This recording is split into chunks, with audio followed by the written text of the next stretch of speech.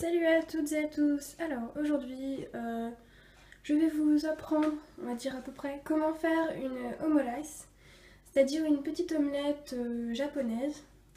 Donc évidemment avec de la viande.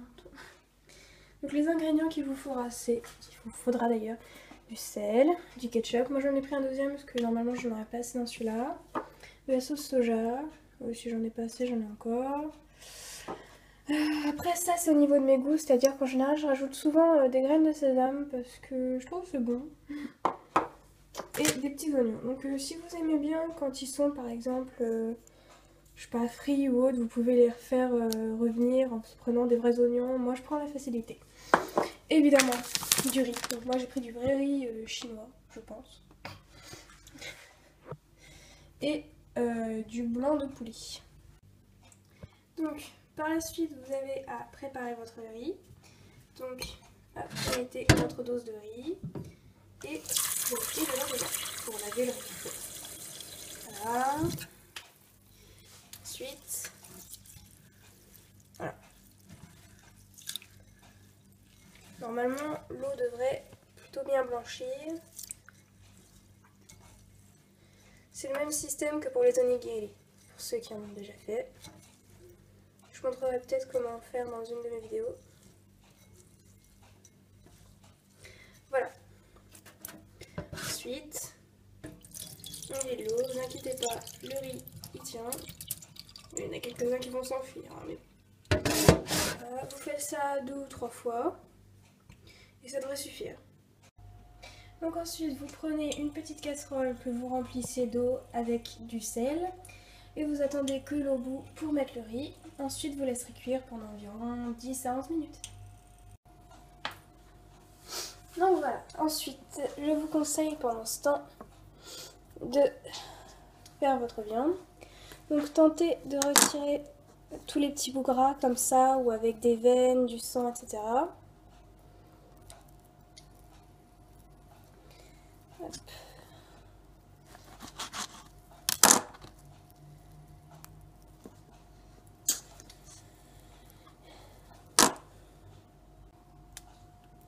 Voilà, une fois que vous avez retiré tout ce qui est gras, veines, etc., vous pouvez vous concentrer sur la suite qui est le couper en petits cubes. Donc faites attention à ce que en fait ce soit pas trop épais. Donc moi il y a sûrement des endroits où je recouperai en deux.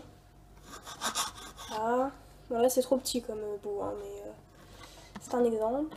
Ça c'est des bouts que j'ai retirés. Voilà, ce serait plutôt ce genre de gabarit. Voilà. Voilà, une fois que vous avez tout bien coupé, vous mettez tout ça dans un petit... un grand bol d'ailleurs. Un récipient. Donc après, une fois que le riz sera cuit, on pourra tout mélanger. Mais pour l'instant, sur la viande, vous pouvez déjà mettre un peu de sauce soja. Comme ça, elle s'imprégnera un peu. Les oignons, vaut mieux les mettre quand il y a le riz. Parce qu'il faut pas... Enfin, moi, faut pas que j'en mette trop. Parce que ça, en fait, ça se dilue pas. Donc c'est assez chiant. L'avantage des vrais oignons, c'est qu'on peut en mettre autant qu'on veut. Et le ketchup, je le mettrai aussi quand il y aura le riz. Alors, ça fait 11 minutes, voire 12. Le riz a l'air cuit. On va pouvoir l'utiliser. Je vous conseille d'utiliser un chinois pour éviter que le riz ne tombe pour enlever l'eau. Je vous conseille de mettre un peu d'eau dessus pour les rincer un petit peu. Voilà. Et de refroidir un peu par la même occasion. Parce que franchement, ça m'a l'air bien bouillant. Au niveau de la viande, voilà. Avec un petit peu, voire beaucoup, de sauce soja. Vous mélangez avec les mains pour que ça rentre un petit peu. Moi j'en ai mis un peu trop pour que ça rentre bien, donc une fois que vous avez touillé, enlevez-en un peu. Voilà, donc j'ai pas fait tout le riz parce que je considérais que j'en avais fait un peu trop, donc je pense qu'après je me ferai des onigiri, donc peut-être que je vous ferai une vidéo spéciale onigiri. Voilà, donc après avoir bien mélangé tout ça, vous pouvez mettre ce que j'avais dit, c'est-à-dire du ketchup. Oui, c'était le ketchup, ça brûle chaud. Hop. Sachant que le ketchup est un peu le but principal, arrosez bien, franchement.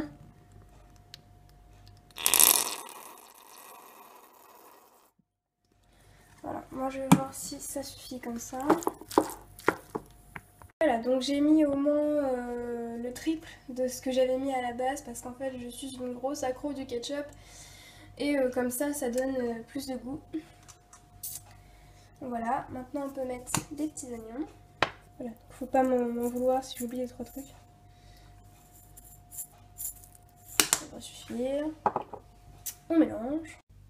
Voilà, et vous pouvez rajouter comme moi un petit peu de graines de sésame ici. Ouf, ça donne pas vraiment de goût les graines de sésame, mais c'est juste, je sais pas, j'aime bien. J'en mets un peu dans tous mes plats. Les graines de sésame et la sauce soja, c'est un peu les aliments phares. Voilà, donc on mélange et ensuite on va préparer une poêle avec du beurre et on va cuire tout ça. Je vous conseille de mettre pas mal de beurre pour éviter que ça crame et vu qu'on a quand même un assez gros volume, ce sera plus pratique. Une fois le beurre frémissant, vous pouvez ajouter tout ce que vous avez préparé. Donc soit vous pouvez faire comme moi, c'est-à-dire cuire un peu le tout ensemble. Donc mettre la viande, le riz et tout ça là en même temps. Soit vous cuisez la viande avant et vous faites le mélange que j'ai fait après. Et du coup vous mettez directement dans l'omelette la préparation d'avant. Et là moi je préfère cuire après, comme ça donne un petit côté croustillant, tout ça là. Voilà, donc comme vous le voyez, ça devrait rajouter un petit côté un peu coulant. Ah. Le fromage fondu, c'est toujours bon. Voilà, donc là vous attendez juste qu'il y ait un peu tous les morceaux de poulet qui soient cuits. Là. Et le riz comme ça, on peut prendre dans le jus. Et donc avoir un bon goût. Enfin, personnellement, je trouve que ça donne un meilleur goût. Voilà. Voilà, maintenant que la viande est prête, c'est bon. Bon, par contre, faites attention parce que moi, j'ai pas très bien surveillé et ça a un peu cramé en dessous. Surtout si vous mettez du fromage. Si vous mettez pas de fromage, il n'y a pas trop de risque que ça crame, mais avec le fromage, ouais, ça laisse pas de pitié. Donc vous allez mettre ça en fait dans le même bol que tout à l'heure. On va relaver la poêle, remettre du beurre et en fait faire notre omelette. Et je pense que je vais en faire 2, donc en fait je vais séparer la préparation en 2 et faire 2 petites omelettes comme ça. Parce qu'une seule, je pense pas que ça rentrerait. Voilà. Alors maintenant l'étape décisive de notre omelette. Donc il me reste un peu d'omelette d'ailleurs. Normalement vous devez la faire la plus fine possible, mais moi j'ai mis trop de beurre et à la fois pas assez parce que après on verra ça s'est complètement cassé la figure.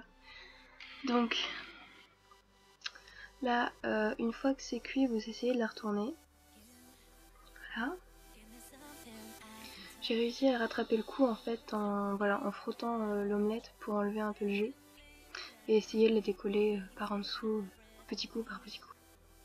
Alors si comme moi l'étape du retourner a complètement foiré, ne vous inquiétez pas, ce n'est pas grave, il y a toujours une solution. Voilà, il suffit juste en fait d'en rajouter là où il y a les trous, parce qu'en fait de toute façon celle-là, la première est fine.